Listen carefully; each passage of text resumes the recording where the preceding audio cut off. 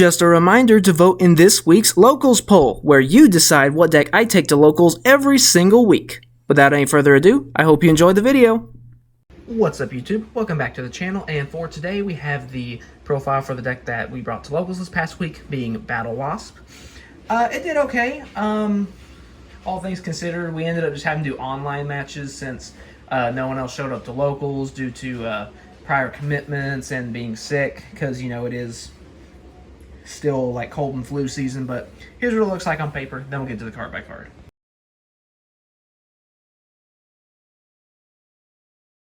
Alright, there's been very little change since the last deck profile we did, so we're just going to do this very quickly.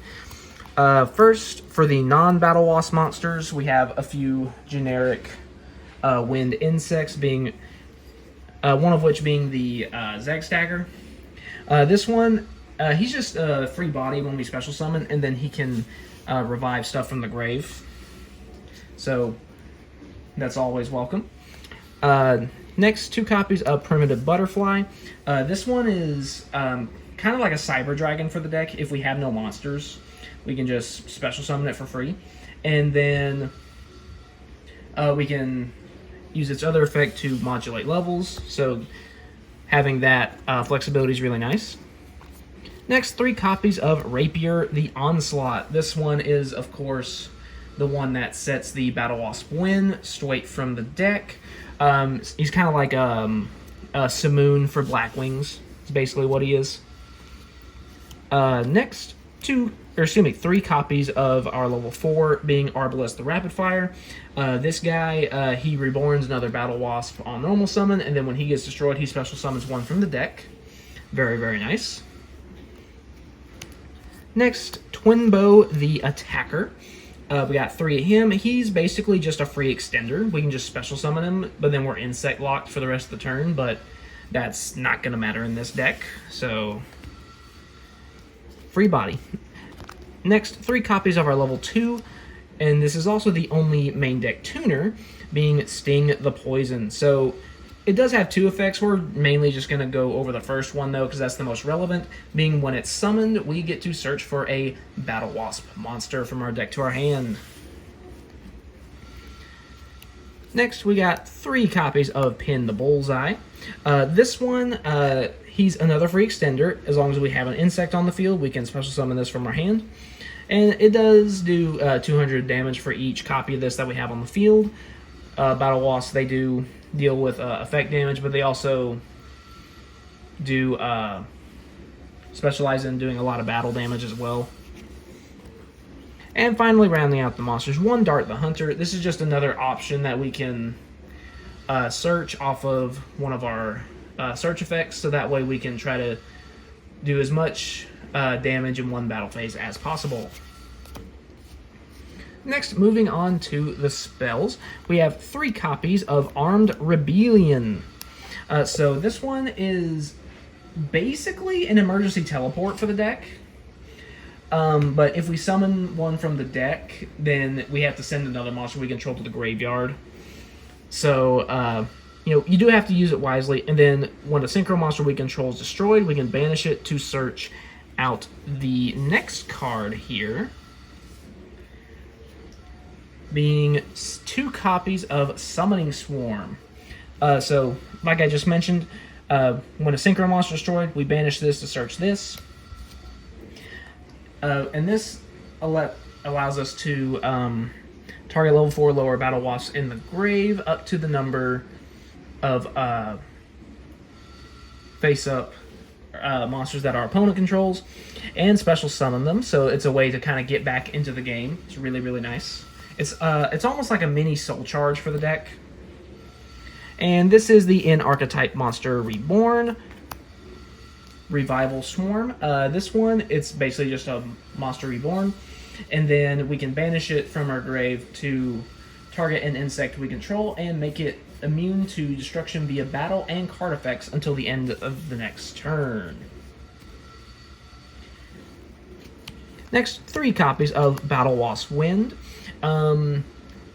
As far as the first effect goes, it's literally just Black Whirlwind, but for Battlewasps. And then it has a second effect where we can target an insect monster we control that has a level and treat it as a tuner. So, yeah. Like I said, basically Black Whirlwind. Next are some of the more generic spells. 1 Monster Reborn. 1 Call by the Grave to combat hand traps. Especially Droll. Droll really hurts this deck. And then 3 copies of Foolish Burial Goods. This is, I think, the only change from the previous list. I decided to do Foolish Burial Goods because we can just dump a copy of Revival Swarm or Armed Rebellion straight from the deck. So that way, you know, we can use whatever desired effect, you know, just as additional setup. Then, rounding out the spells, we got 2 copies of Twin Twisters. Again, since we have to discard, we can set up our grave a little bit and pop 2 back row. And finally, rounding out the main deck, we got 2 copies of Battlewasp Nest. This one special summons a Battlewasp from the deck when our Battlewasp is targeted for an attack, and then ends the battle phase and places a counter on it. During the end phase, if it has 2 counters, then this sends itself to the graveyard. Alright, moving on to the extra deck. No changes here. So, starting off with our links, we got 2 copies of Great Fly and 1 Seraphim Papillion. This one, it just, you know, increases attack again to try to OTK. This one is an option if we absolutely need it. Don't really know if it's come up though. Just to, you know, try to get another body. Next, 3 copies of Azusa the Ghost Bow. This one is a level 5 Synchro Tuner. It can revive itself from the grave when a Battlewasp is destroyed. And but it's banished when it leaves the field. And then also, if a Battlewasp we control inflicts effect damage, then this inflicts damage to the opponent equal to that monster's attack points. So again, just more potential for burn. Next, 2 copies of Sachi the Ceremonial Bow. This one's a level 6. This one is meant to synergize directly with the Battlewasp Wind, because we return that to the hand to get a second normal summon, and then it can also treat itself as a tuner on Synchro Summon. Next, 3 copies of Halberd the Charge. This one is, again, another level 6 option. This one, it's kind of like a Dark Rebellion or a Boral Sword. I guess it's kind of more like Boral Sword, where when it attacks during damage calculation, if your opponent's monster has higher attack than it cuts your opponent's monster's attack in half. Next, 2 copies of Hama the Conquering Bow. This one is a level 8. If it's Synchro Summon using a Synchro as material, it can attack twice. And then when it inflicts battle damage, it debuffs all your opponent's monsters by 1,000. And then at the end of your battle phase, if it didn't deal any battle damage, it inflicts 300 for each of your Battlewasp monsters in the grave. And finally, rounding out the extra deck, we have our 2 level 12s, Ballista the Armageddon and Grand Partisan the Revolution. So, Ballista, when it's Synchro Summoned, we banish all insect monsters from our grave as cost, and then our opponent's monsters lose 500 attack for each one banished. Then if it gets destroyed, you get to special summon 3 of your banished insect monsters. And this one, it can't be destroyed by card effects.